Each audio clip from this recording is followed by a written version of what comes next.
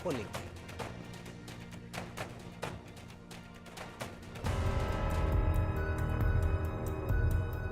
आस्तीन के सांप पाक को मानते हैं बाप, निवाला हिंदुस्तान का, जासूस पाकिस्तान का, लालच चंद पैसों का, क्या करे इन गद्दारों का।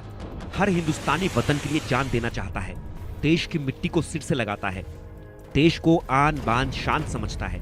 लेकिन देश में कुछ गद्दार भी हैं जो निवाला हिंदुस्तान का खाते हैं और हिंदुस्तान को ही खतरे में डालने की नापाक कोशिश करते हैं।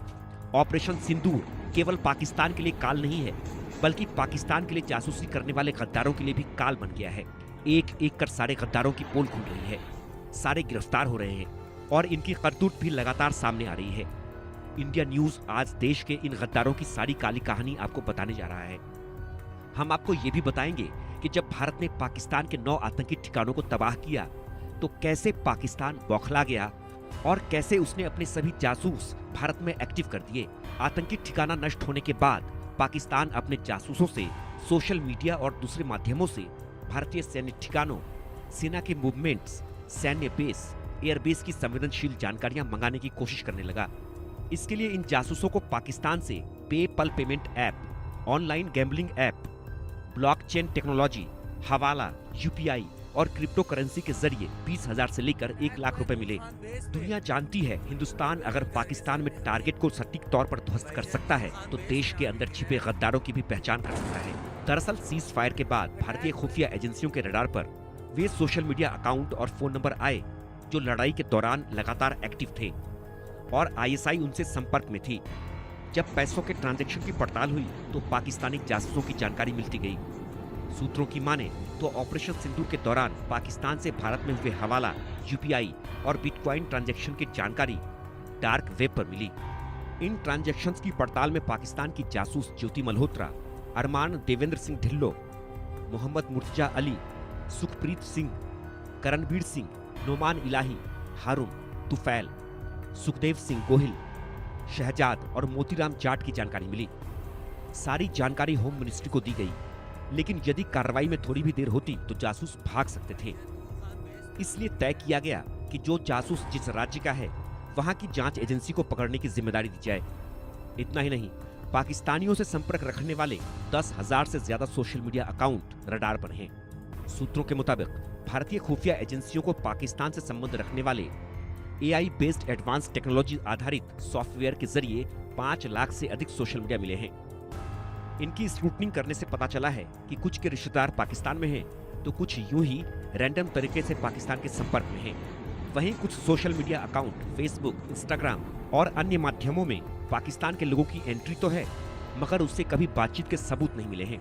इसके अलावा करीब 10,000 लोग ऐसे भी मिले हैं जो अपने अकाउंट पर किसी न किसी तरह पाकिस्तान में रह रहे व्यक्ति से लगातार संपर्क में रहे हैं। ये अकाउंट हरियाणा, पंजाब, राजस्थान, गुजरात, जम्मू कश्मीर, यूपी, दिल्ली और हिमाचल प्रदेश के लोगों से संबंधित हैं। Bureau report, India news.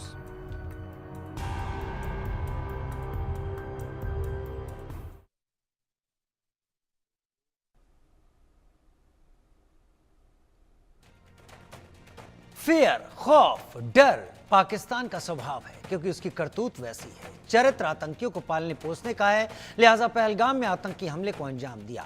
लेकिन उसे उरी, पुलवामा के बाद भारतीय स्ट्राइक का दर्द मालूम था। उसे मालूम था कि अगर पीएम मोदी ने कल्पना से बड़ी सजा की बात कही है तो सजा दी जाएगी। भारत कब कहां हमला करेगा इसे जानना भी उसके लिए नामुमकिन था और रहेगा। लेकिन फिर भी पाकिस्तान अपने को बचाने की कोशिश में लगा था। उसे अनुमान था कि सर्जिकल और बालाकोट एयर स्ट्राइक के बाद भारत अब नौसेना के जरिए स्ट्राइक करेगा। इस अनुमान के साथ पाकिस्तान कांप गया, क्योंकि उसे लगा कि भारत उसके कराची पोर्ट को तहस नहस कर देगा। लिहाजा उसने भारतीय नौसेना की खुफिया जानकारी के लिए जासूसी कराने की सोची। ये पाकिस्तान की फेयर फाइल्स है कि उसने हनी ट्रैप के जरिए ठाणे के रवि वर्मा को अपने जासूसी के जाल में फंसाया। एक रिपोर्ट देखिए।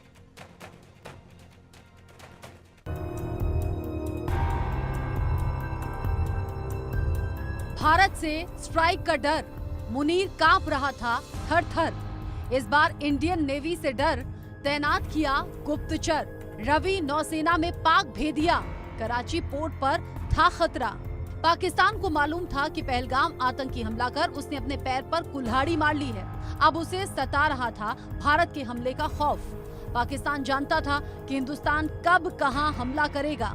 ये पता लगाना उसके लिए नामुमकिन है, क्योंकि सर्जिकल और बालाकोट स्ट्राइक की उसे भनक भी नहीं लगी थी। अब उसे डर था कि हिंदुस्तान इस बार नौसेना के जरिए स्ट्राइक कर सकता है। इसीलिए उसने इंडियन नेवी में अपना जासूस तैनात किया। इस जासूस के जरिए पाकिस्तान खुफिया जानकारी हासिल करना चाहता था। इसी सिलसिले में उसने ठाणे के रवि वर्मा को हनी ट्रैप के जरिए अपने जाल में फंसा लिया। लेकिन रवि वर्मा समेत सारे पाकिस्तानी जासूस फुस साबित हुए, क्योंकि पूरी दुनिया ने देख लिया कि जब भारत ने हमला किया तो पाकिस्तान अपने आतंकी ठिकानों समेत कई सैन्य अड्डों को बचा नहीं पाया। दरअसल पाकिस्तान किसी तरह अपने कराची पोर्ट को बचाना चाहता था। उसे डर था कि हिंदुस्तान कराची पोर्ट पर बमबारी कर सकता है, लेकिन अटैक के मद्देनजर पाकिस्तान को बचने के लिए कुछ सूझ नहीं रहा था। पाकिस्तान चाहता था कि उसे नौसेना की खुफिया जानकारी किसी तरह हासिल हो जाए, ताकि वो भारत के हमले को भांप सके। इसके लिए उसने कॉन्ट्रैक्ट के तहत मुंबई के मझगांव डॉकयार्ड, नेवल डॉकयार्ड और कोस्ट गार्ड में जहाजों की मरम्मत का काम करने वाले रवि वर्मा को अपने जाल में फंसाया। ठाणे में कलवा के रहने वाले रवि पर आरोप है कि इसने कई पनडुब्बियों और युद्धपोतों की जानकारी पाकिस्तानी खुफिया एजेंसी ISI को दी है। पाकिस्तान की खुफिया एजेंसियों को भारत की खुफिया जानकारी पहुंचाने के इल्जाम में महाराष्ट्र ATS ने मुंबई से सटे थाने जिले के कलवा इलाके से रवि वर्मा नाम के एक युवक को गिरफ्तार किया है। मामला हनी ट्रैप का बताया जा रहा है। जैसे देश के अलग अलग हिस्सों में हनी ट्रैप की वारदातें सामने आई है। इस हनी ट्रैप में वह भारत से जुड़ी जानकारियां मंगाते हैं ताकि वह भारत के खिलाफ पाकिस्तान साजिश रच सके। आपको मैं बता दूं कि रवि 2024 से फेसबुक के जरिए एक महिला के संपर्क में आया था। महिला ने रवि को अपनी नग्न तस्वीरें भेजकर अपने जाल में फंसाया। खास बात यह रही कि रवि मुंबई में लड़ाकू युद्धपोत और दूसरी युद्धपोतों की निर्माण करने वाली जो कंपनी है उसमें फिटर का काम करता था और उन्हीं की जानकारियां जो है इन लोगों को पहुंचाया था। रवि वर्मा पाकिस्तानी खुफिया एजेंसी ISI के 2 फेसबुक अकाउंट के संपर्क में था, क्योंकि नौसेना डॉक क्षेत्र में मोबाइल फोन प्रतिबंधित है। इसीलिए कहा जा रहा है कि रवि वर्मा वहां के युद्धपोतों का डिजाइन और दूसरी जानकारियां याद कर लेता था और फिर वो सारी जानकारी ऑडियो और टेक्स्ट फॉर्मेट में पाकिस्तान को भेजता था। हनी ट्रैप में फंसकर पाकिस्तान को जानकारी भेजने वाले रवि वर्मा से 3 लड़कियों से बातचीत के मामले सामने आए। ये नाम प्रीति, आकृति, जसप्रीत है और हैरानी की बात है कि ये सभी खुद को गुरुग्राम की बताती थी। रवि वर्मा पर महाराष्ट्र ATS की नजर थी। जब रवि पर शक पुख्ता हो गया तो उसे गिरफ्तार कर लिया गया। उसकी मां ने जो है, उसकी मां रेखा वर्मा ने जो इंडिया न्यूज से बात करते हुए बताया कि उस दौरान उन्होंने रवि को यह भी कहा है कि फेसबुक के जरिए किसी से भी अब बातचीत ना करे। हालांकि पिछले 2 महीने से ATS रवि की जांच कर रही थी और 2 महीने से रवि ATS की रडार पर था। ATS ने पूरे मामले की तफ्तीश की और जिस व्हाट्सएप नंबर के जरिए और जिस फेसबुक से रवि चैट कर रहा था उसकी जब जानकारी निकाली तो पांव तले जमीन खिसक गई, क्योंकि ये दोनों नंबर के IP एड्रेस पाकिस्तान के थे। उसके बाद ATS ने रवि को गिरफ्तार कर लिया। ATS ने जब रवि के फोन की जांच की तो उसमें पाक एजेंट्स की संदिग्ध बातचीत मिली। रवि ने पाक एजेंट को कई बार जहाजों की तस्वीर भी भेजी। रवि ने मझगांव डॉकयार्ड और नेवल डॉकयार्ड जैसे संवेदनशील ठिकानों की जानकारी भी दी थी। ATS ने रवि के खिलाफ ऑफिशियल सीक्रेट्स एक्ट 1923 की धारा 3(1)(b) और 5(a) के तहत मामला दर्ज किया है। साथ ही भारतीय न्याय संहिता 2023 की धारा 61(2) के तहत भी केस बनाया है। इस बीच हनी ट्रैप में फंसे रवि वर्मा को लेकर एक और अहम अपडेट सामने आया है। कुछ दिन पहले ही उसकी मां ने शादी के लिए रवि का रिश्ता पक्का किया था, लेकिन रवि की गिरफ्तारी के बाद उसकी शादी टूट गई। लड़की वालों का कहना है कि वो देश के साथ गद्दारी करने वाले के हाथ में अपनी बेटी का हाथ नहीं देंगे। मुंबई से शाहिद अंसारी के साथ ब्यूरो रिपोर्ट, इंडिया न्यूज।